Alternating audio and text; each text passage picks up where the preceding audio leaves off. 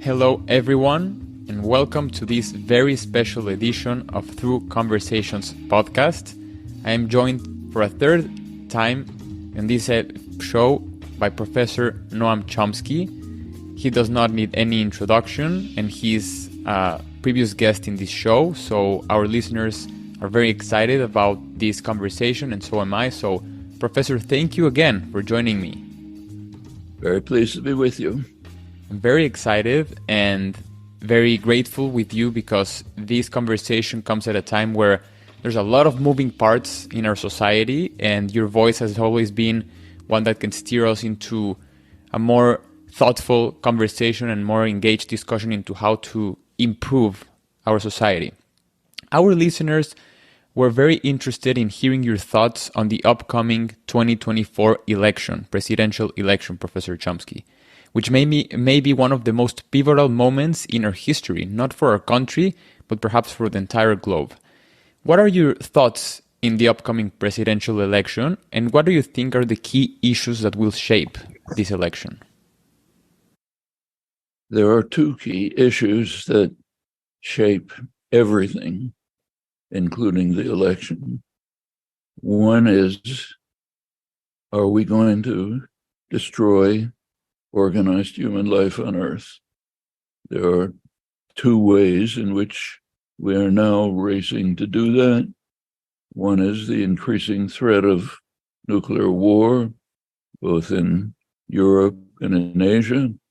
The second is by heating the globe to the point where much of it will be unlivable. We just heard a couple of weeks ago from the IPCC, the International Scientific Monitors, their most dire report, cutting few corners about where we now stand, overwhelming scientific consensus. If anything's solid, that is, they say we have to radically cut the use of fossil fuels, beginning now, aiming for termination a couple of decades from now. If not, we pass irreversible tipping points where there'll be a steady decline to essentially destruction of organized human life on Earth. The other possibility is we do it quickly with a nuclear war. Well, going back to the 2024 election, as in every other major decision in our lives, these are the top issues of concern. There are other issues. Will American democracy survive in any form? Rather serious question. It's not a joke. Other democracies are in deep trouble. Read the newspaper this morning. In India, the head of the opposition party, Rahul Gandhi, was just tossed into jail, part of Prime Minister Modi's effort to dismantle India's democracy and install a racist Hindu ethnocracy in its place. It's one case. Talk about others. The United States is plainly the most important because of its extraordinary power and influence in the world. So that's at stake. And we can continue. There are lots of other things. So I think we could have said for each of the recent elections that it's the most important, yet that was correct. It'll be also true of the next one. Yeah, it's really interesting, and you touch on many crucial points that I want to get into our conversation today.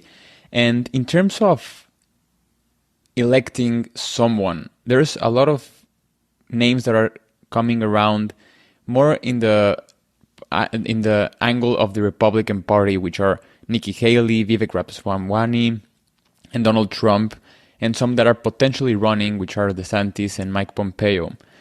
And also, in terms of the Democratic Party, it seems that there's speculation that Biden may not run, or perhaps he's not leaning towards running, or maybe he will run. But these are all of the questions that I have for you. What are your thoughts in the Republican candidates? Is there anyone that really would be interested in having as a next president? And also, what are your thoughts in a potential re-election of President Joe Biden? The Republican organization is not a political party in the traditional sense. That it has been turning into something quite different for several decades. In fact, I agree with the comments of the political analysts of the American Enterprise Institute, Thomas Mann, Norman Ornstein, that the Republicans have become what they call a radical insurgency that has abandoned the procedures of normal parliamentary politics. If you look at international rankings, its attitudes and commitments, it ranks alongside the far-right parties in Europe with neo-fascist origins. The party is now the popular base of the party is pretty much in the pocket of Donald Trump. You look at polls, overwhelmingly popular. That's the end result of a long period. You can trace it back to Richard Nixon, in which the party recognized at that time, it was an authentic political party. The Republicans and the Democrats, whatever you thought about them, they pretty much overlapped in modes of procedure, attitudes, and so on. The Republicans were the more pro-business of the two business parties in the United States. The United States is basically a one-party state. The business party has two factions called Democrats and Republicans. The Republicans were the more dedicated pro-business party. Richard Nixon, intelligence strategist, understood that the Republicans cannot win elections on their actual programs. Their programs of strong support for the business world, for the ownership class, for investors, for banks, and so on. You can't get votes that way. So he recognized that what the Republicans ought to do is to shift attention away from their social economic policies to something else, what are now called cultural issues. With Nixon, it was what was called the Southern strategy. Let's draw Southern Democrats to the Republican Party by barely concealed racism. By the mid-1970s, Republican strategists, Paul Weiser in particular, recognized that if the Republicans pretend to be opposed to abortion, they could pull in the huge evangelical vote, then being politicized for the first time, and the Northern Catholic vote. So they all switched on a dime. George H.W. Bush, Ronald Reagan had been strongly what's now called pro-choice, suddenly became what's now called pro-life, almost instantly. Other leaders too. So that became a plank of the Republican Party. Later on, love of guns. Later on, something else. Anything to keep people's attention away from the socioeconomic policies, which are very harmful for their own constituency. So you have to shift it. With Newt Gingrich, when he took over the House, this became almost an open war. He said we have to declare war on the Democrats. And since then, it's been steady decline in this direction. Became Donald Trump, who's a very good showman, was able to mobilize these ideas, these tendencies very successfully. So you look at his legislative program, one achievement, a major tax cut for the rich and the corporate sector, stabbing everyone else in the back. But you don't talk about that. what you talk about is the great replacement, Democrats being sadistic pedophiles, anything else. Just it's kind of don't look behind the curtain, you know. It's and that's been you can understand the success. There has been a period of 45 years of what amounts to savage class war uh, against the general population. It's bipartisan, led by Republicans, started with Ronald Reagan, followed by Bill Clinton, Obama, and it's called neoliberalism, but which has a technical definition. The definition of neoliberalism, you look it up in the dictionary, it says something about free markets, free enterprise. That's not what it is. It's basically class war. So yes, there is deregulation that gives free enterprise, but there's a footnote. Deregulation leads to financial crashes very quickly, in fact. Started right away in the Reagan administration. Continental Illinois bailout, homing, savings and home crisis. The business world understands that the way it works is get deregulation, we move towards monopolization quite naturally. We make risky investments, make a ton of money. When it all crashes, the state comes in and the friendly taxpayer bails us out. We're seeing it right now, in fact, but it happens over and over. So it's a market bailout economy for the very rich, and many other things cooperated. So Reagan and also Thatcher, his associate in this, their first acts were to attack labor movement and undermine it severely. That made good sense. The labor movement is the main way in which people can defend themselves in a vicious class war. So you have to eliminate the defenses. They used illegal means, but it didn't matter. This opened the door to the corporate sector to move in with massive efforts at strike breaking, undermining labor laws, much of it illegal. But when you control the criminal state, it doesn't matter if what you're doing is illegal.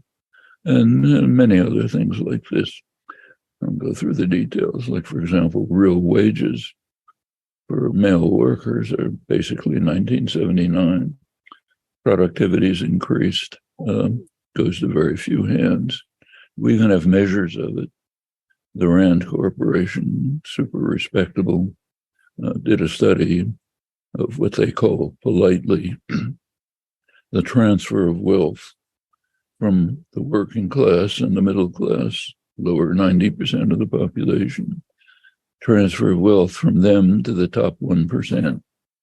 Their estimate over the 40 years of class war, they don't call it that, is about $50 trillion. That's quite impressive class war, to steal $50 trillion from the working class and the middle class. And in order to get away with it, you have to shift attention away from the policies and go to cultural issues. Well, one of the effects of the class war has been to shatter the social order. People live with precarious existences, very little wealth. If you're Afro-American, virtually no wealth, precarious jobs. Maybe you'll be called tomorrow, maybe you won't. Associations dissolved. People are alone, atomized, angry, properly angry, resentful, rightly resentful, distrust institutions, rightly, institutions don't work for them.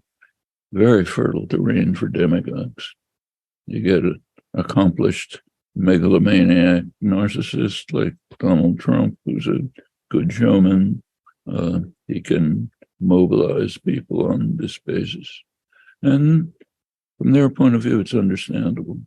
The Republican organization now relies pretty heavily on a rural vote. take a walk through a rural town, see what it looks like. Where's the industry? It's gone. Clinton insisted on global trade policies, which were designed to harm the American working class and to benefit rich entrepreneurs and investors. It's called NAFTA, World Trade Organization. It's not free market, it's highly protectionist. It's one reason why drugs are out of sight in the United States, because of the highly protectionist elements of the investor rights agreement called free trade agreements are in our propaganda system. So the industry's gone, stores are shuttered, homes are shuttered, young people are leaving, there's nothing there. Desperation. In fact, there's even an increase in mortality among the white working class. Increase in mortality, unheard of in societies outside of war and pestilence. It's happening here. Economists call it deaths of despair. Well, you grab onto something. Maybe it'll be the church. Maybe it'll be the great replacement. The Democrats are bringing in immigrants to undermine the white race.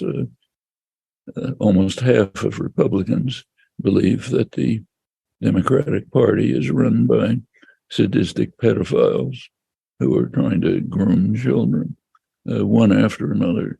Crazy belief. And you can understand it. When your life is being taken away, you grab onto something. Well, it used to be things like, say, in the 1930s when I was growing up, you grabbed onto the labor unions, which were then growing, developing. It's my own family, first generation working class. Things were pretty harsh, much worse than today, objectively. But it was a hopeful period. I remember it very well. We're going to get together. We're going to get out of this together. We'll work together. There was a moderately sympathetic administration. Labor unions were not just wages. They were cultural institutions, classes, adult education, meetings, discussions, concerts, even a week in the park in the Pocono Mountains for my Catskill Mountains for my aunts who were unemployed seamstresses. It was a whole way of life gone. Reagan was a vicious, brutal killer and racist, understood, or at least his advisors understood, we got to wipe this out. And that's been the same pretty since. Clinton joined in his own way. Well, that's where we are now. We have an election coming up with one party, which is, for quite rational reasons, dedicated to undermining of democracy. They can't survive in a democratic system. You can't have a party whose sole commitment in policy is to enrich the very rich and the corporate sector and stab everyone else in the back. Can't run on those programs. So let's undermine democracy. Let's bring up issues like democratic pedophiles, the great replacement, whatever crazy idea comes along next, but just turn people's attention to that. And again, given the collapse, the attack on the social order, this is not too hard to do. That's one party.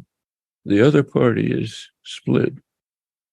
The Democratic Party, which still functions as a political party, is pretty much split between a Clintonite party management, which is part of the general assault with a slightly softer touch, and the sort of Sanders movement, which has a strong popular base, not much of a representation in Congress.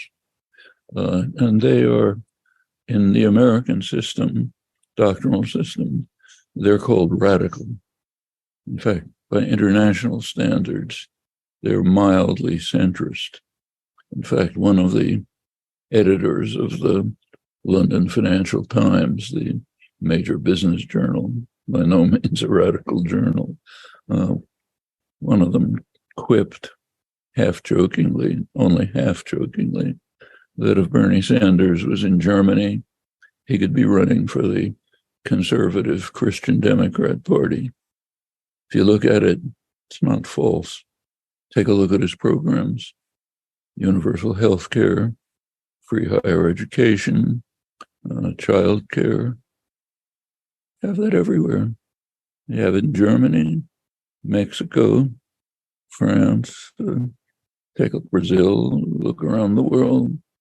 So these are mildly social democratic policies. The United States, considered very radical. The United States has a very class-conscious business class. This goes way back. That's why we have a very violent labor history, extremely violent, surprised conservative Europeans. But now even simple things like maternal care for a woman after childbirth. The only country that doesn't have it is the United States and a couple of Pacific Islands. Here it's considered a very radical idea. Right now in France, people are out in the streets demonstrating at Macron's version of neoliberalism, raising pension age. Here, nobody understands that. Of course, everybody wants to work like a maniac till the last minute. Well, France, still people want to have decent lives. You raise the pension age, who are you attacking? Working people, not affluent professionals, not people like me, not people who work in offices. We live longer. You're a construction worker, police officer, you're not going to live very long. It's a hard life. Raise the pension age, you have less of a retirement to enjoy yourself, or do whatever you want. So in France, that's fighting issues. Here, it's almost even unimaginable. Raise the pension age to 64. What's that about? I mean, Americans work about a month or 6 weeks longer than Europeans because of the savage character of the conservative business-run system. It's not in the genes. You go back to the 1930s, my childhood, the United States led the way in social democracy. Europe was descending into fascism. The New Deal was offering hope for social democracy. It's later picked up in Europe. So it's not a law of nature. These are basically questions of the character of class war. That's the essence of it. You're not allowed to talk about that in the United States. There's no such thing as class, no such thing, just everybody's middle class, whatever that's supposed to mean. Well, it's not the case. There are people who give orders. There are people who follow orders. That's class. You look at the way this has developed over the years, yes, there's been a constant class war, takes different forms. Last 40 years, it's been pretty savage, not just in the United States. It's various forms elsewhere. In France, you see the forms, right? Like during Macron's period in office as prime minister, you look at the record, the rich have become richer, the workers have become stagnated or become poor. That's a mild form of the class war called neoliberalism. You find one of the worst victims, those who suffered worst, are the global South. They were subjected to IMF structural adjustment programs, which had devastating effects in Latin America, Africa, elsewhere. So the weaker are the ones who suffer most naturally. Professor, thank you for that answer. And there's a lot there that we can unpack. And you mentioned Latin America, and my next question was regarding what we're seeing with the fentanyl crisis and with what we're seeing in Mexico with the cartels. And there's been a lot of concern with how to solve this challenge. And I kept asking myself, what would Professor Chomsky say? How can we really tackle this challenge? And if there has to be a solution, which one should it be? Should it be a military intervention, which I'm sure you wouldn't agree on, led by the US, or would it justify the killing of Americans? Would it justify us coming and helping the Mexican military cope with the cartels? Or how do you think we can solve the rising violence that's happening south of our border? Well, let me give an unserious answer and a serious answer. There's a saying in Mexico, which I'm sure you're familiar with, that Mexico is too far from God and too close to the United States. Okay, since it's too close to the United States, adopt the US way of dealing with these things. So in the United States, there is a major issue. The fossil fuel companies and the banks are destroying the possibilities for life on Earth. So how do we deal with it? We try to bribe them to be nicer people. You look at the recent so-called Inflation Act, basically a climate act. What it basically does is say, please, fossil fuel companies, be nicer. We'll pay you to be nicer. We'll give you incentives to be nicer. We'll offer you more fossil fuel fields to exploit. We'll give you subsidies. All right, so how should Mexico deal with the cartels? Bribe them. Say, here, we'll pay you off if you stop killing people. If you listen to the United States, it's too close to the United States. Why not try that? Of course, that's ludicrous. Is it more ludicrous than what we're doing here? No. Now let's talk to a serious answer. What's the source of the drug problem? It's in the United States. Where do the guns come from for the Mexican cartels? From where I'm sitting right now in Arizona. I don't know which end of a gun to hold, but I could go into a gun store, buy a rifle, hand it over to the local cartel representative, and he can take it to Mexico and start murdering people. Problem is primarily in the United States. That's where the drug problem is. That's where the majority of the guns are coming from. So the problem has to be answered here. It's the criminalization of drugs and the harsh drug policies. Now, there's a history to this. In fact, it goes back to Richard Nixon, except that in his case, the Republican Party still hadn't moved off to total savagery.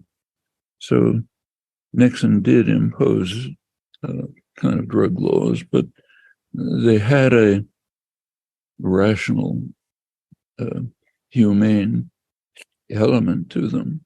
One part of the drug laws was prevention and treatment. Now that's gone. There are studies, again, the Rand Corporation, others have done studies on what ways work for cutting down drugs. Well, they studied just in terms of cost effectiveness. The least cost, the most effect. Turns out the most effective by far is prevention and treatment. Worse than that is criminalization. Put them in jail. Worse than that is border controls. The worst of all is chemical warfare, what we call fumigation. So destroy the crops in Colombia, including drugs, but all other crops as well. So you create insurgencies and terrorism and so on. That's the worst of all. That's the ranking. Now take a look at the funding. It's the opposite. Most funding goes to the worst. least funding, in fact, practically none, goes to the best. Well, it's another form of class war. In fact, the drug war has been an effective way of removing what are sometimes called the dangerous classes. In fact, if you look back over the history of drugs, it's the way it's always been. Take prohibition, back in the, it was the Women's Temperance League and so on. But what was the powerful force behind it? Get rid of the dangerous people. The immigrants who hang around in bars, we don't like those people. If you were a rich banker living in Westchester County, you could get any kind of wine or liquor you wanted. If you were a poor immigrant in a bar in New York, you get arrested and thrown into jail. Well, what happened when Prohibition ended? The Harry Anslinger, the head of the Federal Bureau of Alcohol, had nothing to do. So they launched a huge propaganda campaign trying to show that marijuana was a killer. Senate hearings with lurid presentations, so-called doctors coming in talking about the hideous things that would happen to you if you smoked a joint and so on. Just happened that marijuana was being used by the dangerous classes, Harlem blacks, working class people. So let's go after marijuana. Let's make that the enemy. And then it's one after another. But I think Nixon was probably the last president to have had any semi-reasonable element in this drug program. So you want to solve the Mexican cartel problem, overcome the drug crisis in the United States, which is where it's coming to, and stop the crazed gun culture. There are hundreds of millions of guns in the United States. It's outlandish. The far-right Supreme Court has turned the Second Amendment into holy writ. You ask people what's in the Constitution. First thing they'll say is the Second Amendment in the modern form, the form that was created by Justice Antonin Scalia in 2008. Before that, the Second Amendment meant what it said. In order to have a well-regulated militia, don't restrict arms. Now it's changed. Clarence Thomas's view, Thomas's picture of the United States is a hateful, murderous society. His view is, look, you can't walk in the streets without having an armory. You need it because this is such a horrible society. That was the latest decision on the New York law to try to restrict guns on the street. No, everybody has to have lots of guns. A 6-year-old kid has to walk down the street with an assault rifle because who knows what will happen next. Well, when you create that kind of culture, you're going to be overflowing with guns. Schools are going to become one of the most dangerous places in the country, and it'll flow into Mexico, where the drug cartels are delighted to have a cheap source of guns. The actual figures we don't really know, but most studies show that at least the majority of the guns in Mexico come from the United States. Mexico itself has pretty tight gun laws. You can't just walk into a store and buy a gun, as you can where I live in Arizona. But with the United States right next door, not much in the way of border controls to the south. You can import guns, you can export drugs. Well, we know the answer, but it's here in the United States. Mexico itself can't do very much. Well, thank you, Professor. And it seems that it's an interesting take that we have to tackle it from our end of the equation rather than trying to solve it for Mexico. And moving on, last year, we also had a conversation which was in depth regarding the Ukraine-Russia crisis. We've been seeing the conflict escalate and escalate and escalate and continue to escalate up until today. And we've seen also President Biden going to Ukraine in the past month to meet with President Zelensky, and with ongoing threats of escalation, nuclear escalation, with the treaty being removed, the nuclear treaty being removed. So our listeners wanted me to ask you on your updates, your current update perspective on the conflict, and where do you think it's going from this point on? Side comment before I get into it. How many presidents or high officials visited Baghdad when the United States was demolishing it? Zero. In fact, the peace activists in Iraq were ordered to leave because life was so impossible under the U.S. attack. Does that tell you something? It does.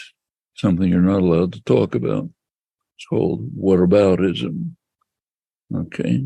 It's a way of deflecting attention from what is highly important and recognized certainly throughout the global South, but even in Europe. The hypocrisy is just beyond shocking, and it's having an effect. Well, what's happening in Ukraine? The war is escalating. Ukraine is suffering bitterly. Huge number of casualties. The Ukrainian army's been apparently virtually destroyed now. Young recruits, not very well trained, and huge casualties on the Russian side. Civilian casualties, we don't know the details. The United Nations estimates 7,000, which is surely a serious underestimate, maybe twice, 3 times that many. Pretty serious. I mean, it's not Iraq, it's not the American kind of war, but it's bad enough. And it can increase. Now it's tanks, beginning to be jet planes. The American military has actually Washington Post had an article a couple of weeks ago pointing out that the U.S. American forces basically are directing the fire of the advanced weapons, HIMARS and others that are being used. Most of the world sees this as a proxy war between Russia and the United States fought over Ukrainian bodies. And it's become harder and harder to avoid that conclusion. If the war continues to escalate, Ukraine will the economy's very severely harmed. I mean, not like Iraq or Libya or targets of American attack, but bad enough, serious, and it's going to get worse. Pretty soon, you increase tanks, jet planes, and so on. Russia will probably retaliate by a harsher attack against Western Ukraine, against supply lines, run into conflicts with NATO. At that point, you're moving up the escalation ladder to terminal war. Putin has made inflammatory statements about nuclear weapons in reserve, suspended participation in the New START treaty. All of this is very dangerous. I should say it's equally dangerous the way it's escalating in China. We don't talk about it much, but should. But all of this is quite serious. U.S. policy in Ukraine remains stable. The war must continue in order to severely weaken Russia. That's policy. Britain, which is a virtual satellite of the United States now, Britain and the United States actually intervened directly last March and April to urge Ukraine not to move towards negotiations, and negotiations were going on with Russia under Turkish auspices. They broke down. We don't know exactly why, but Britain and the U.S. were very clear that we're not ready for negotiations. No, still not. The official stand remains fight the war to severely weaken Russia. If you think about it, just from a practical point of view, it's kind of sadistic, but people are in fact talking about it. It's a bargain for the United States. At a small fraction of the huge military budget, the United States is severely degrading the military forces of its main military enemy. That's being openly discussed now in the United States and Britain, pointing this out.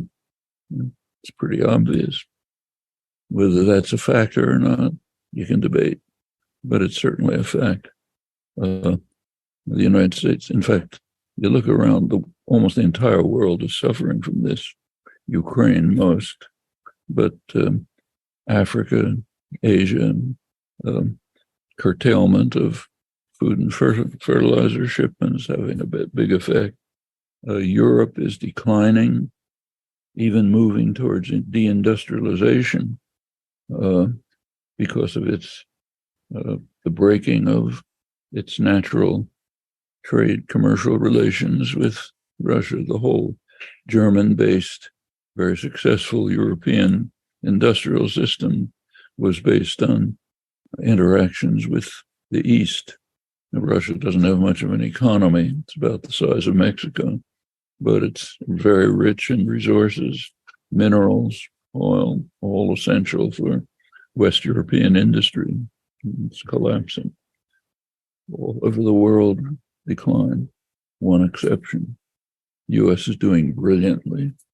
It's degrading the forces of its enemy at very low cost. Fossil fuel companies are just euphoric with the huge profits that come. Germany's importing liquefied natural gas from the United States at far higher costs than it could get cheaply from Russia. Arms manufacturers are doing great. Food monopolies, the global food system is half a dozen companies raising prices, profits going through the roof. It's it's very successful in many ways. How long will Europe agree to accept this? We don't know. We do know what's happening in the global south. They're just refusing to participate. It became very dramatic in the international conference in Munich a couple of weeks ago. It was an international conference, a strategic conference. The United States, Vice President Harris was there, other representatives, desperately trying to get the countries of the South to join the United States in the war. One after another said, not ours, your war. We don't pay any attention to your hypocritical proclamations. We know exactly what they mean. We've suffered from your savagery for centuries. Stop lecturing to us. Just laugh at it. We're not going to take part in this. We're going to make our own commercial and other arrangements with Russia and particularly with China. You don't like it? Too bad. Even long-time U.S. allies like Colombia simply flatly refused. Brazil, no, it's not our war. Don't know what Mexico said, but probably something similar. Asia, India, Indonesia, sorry, we continue in our own way. The United States is quite isolated. The English-speaking countries, and for the time being, continental Europe are essentially isolated. Probably 90% of the countries in the world don't even observe the sanctions. Meanwhile, China is moving ahead with its loan, development, investment projects, also moving ahead diplomatically. It just threw a major wrench in long-term U.S. policy in the Middle East by arranging the Saudi-Iranian negotiations. It's a very severe blow to the United States. Control of the Middle East has been a prime concern of U.S. foreign policy since the Second World War. Now China comes, and the United States was working very hard to put together an alliance of the most reactionary states in the region in a conflict with Iran. It's called the Abraham Accords. And the United States were supposed to applaud it as wonderful. It's actually a reactionary alliance subordinated to the United States aimed at Iran. China just dismantled it, took the main element. Saudi Arabia was not technically a member of the Accords, but basically part of it. The main source of oil, pulled it into the Chinese system. It had already happened with the United Arab Emirates, the other major state. China has two major development programs for Eurasia. There's what's called the New Silk Road, which goes through the Eurasian countries, but there's also a maritime Silk Road, runs along the south through the seas. One of the hubs is the United Arab Emirates, the main, along with Saudi Arabia, the main U.S. ally in the region, the hub of the maritime Silk Road of China. These things are all taking place. The U.S. can't stop them with guns. That's the U.S. comparative advantage, military force. But it doesn't stop these things. They continue. And the world is moving towards complicated reconstruction. Ukraine war is part of it. Ukraine war has driven, apart from the criminality of the aggression, major crime, it's also criminally stupid from Putin's point of view. He gave the United States its fondest wish, Europe, on a silver platter, instead of an accommodation between Russia, Germany, to the benefit of both,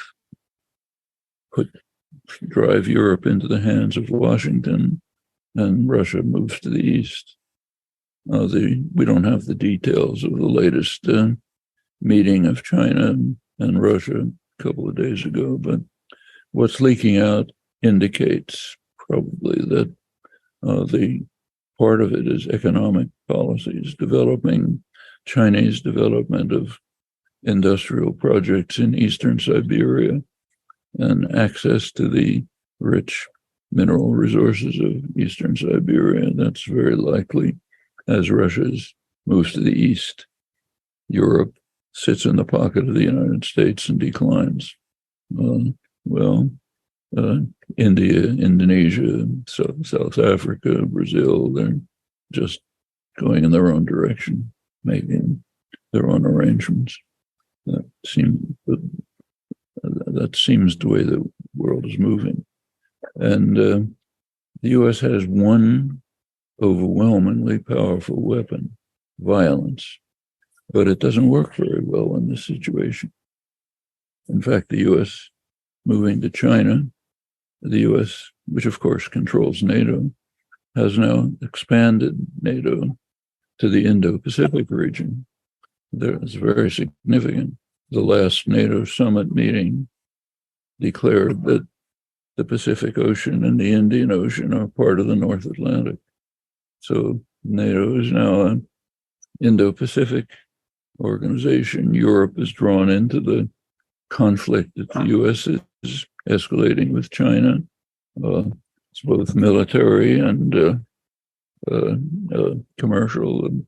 The Biden administration is quite openly, no secret, declared an economic war against China, trying to prevent China's economic development by withholding from them advanced technology and trying to force Europe, Netherlands particularly, like South Korea, Japan, to break off their relations with China, which is their main market for advanced technology. Will they accept this? Don't actually know. Take Netherlands, has the main industry in the world for crucial parts of the development of semiconductors. Are they going to agree to lose their major market because the U.S. told them to? maybe. If so, they go into decline.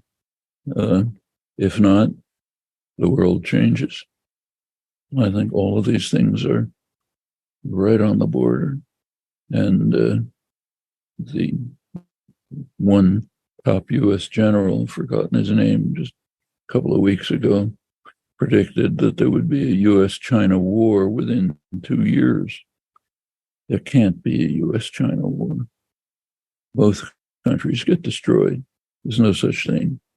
But the people, generals, Congress talk about it as if it's a possibility. It's very casual talk about nuclear wars, utterly shocking. You can read today in the New York Times a long interview with Dan Ellsberg, who's now suffering terminal cancer, but still trying to alert the world to the incredible, unbelievable stupidity of even thinking about nuclear war. Totally impossible, but it's being bandied about as if it's some kind of possibility. And Putin's throwing his own oil on the fire. But that's what we're hurtling towards, including environmental catastrophe. It's the most dangerous period in human history. Wow. Yeah. It's a very, like you say, it's very concerning that we are just casually talking about a nuclear war and casually talking about the world transitioning from a unipolar order to a multipolar order. And like you say, my next question was going to be your thoughts on the China-Russian developments, diplomatic developments, which you answered very thoroughly, and I appreciate that. And it's impressive, like you say, that we're moving onto a world where nuclear war is being discussed just casually, like even among friends, which is a strange time to live in and a concerning one indeed. Professor, moving on to an article you wrote on artificial intelligence. You wrote it the last couple of weeks. And it got me thinking on your thoughts on, of course, you write them thoroughly in that article, but in the future, and which is moving very rapidly for many of us, including my generation, who has to transition and adapt to a world where AI can come to get all of our jobs. So what are your thoughts for our listeners who haven't read your article on ChatGPT, on artificial intelligence, on its dangers in terms of not only taking jobs, but also building a more dangerous world for all of us and its potential threats? Well, we should first recognize that a huge amount of the discussion about chatbot and other such devices is totally groundless. These have nothing to do. They tell us these systems are designed in such a way that in principle, they can tell us nothing about language, about learning, about intelligence, about thought, nothing. They do some very there's a lot of sophisticated programming, but basically what it comes down to is sophisticated high-tech plagiarism. That's in a certain way. I mean, you have a computer. When you're typing a letter, you get hints about what the next word ought to be, autofill. Well, this is glorified autofill. It's ways of making a good guess about what your next word ought to be in a sequence of words. If you do this with an astronomical database, extraordinary database, supercomputers, a couple of billion parameters, string it together, you get something that looks pretty much like normal language use. The programming is quite sophisticated, so you don't choose the most probable next word, because if you did that, it would look kind of bland and not very interesting. So you pick a lower probability word, so it's a little bit surprising. Gives the false impression that something's happening. But there's conceivably somebody will come up with a constructive purpose. So far, there's none. but it's very dangerous in many ways. And not so much taking jobs, maybe in the long term, but I don't think that's a major thing. It's dangerous in other ways. For one thing, people take it seriously. There are cases. People think they're talking. They ask, it's like asking questions of these devices that what are they called? Alexa? Alexa. You ask Alexa, should I leave my wife or something? Alexa says something or other. Well, if it's Alexa, you don't pay that much attention. If it's a chatbot, you do pay attention. And there are already documented cases of people getting deluded into believing these things are real. Thomas Friedman had an article in the New York Times about it, in which he wasn't criticizing it, he was accepting it. He was saying, oh my God, it's Promethean, the greatest advance ever. Well, people fall for it, cause them a lot of problems. It's a terrific technique of defamation and disinformation. And that's already being used, especially when you combine it with artificial image creation, which is not very hard. You get things, you can put somebody's name under it, fantastic defamation, massive ways of disinformation. As soon as it gets with bots and organized societies behind it, it'll be a flood. All of this can be extremely dangerous. No scientific interest, no intellectual interest, but it could have major effects.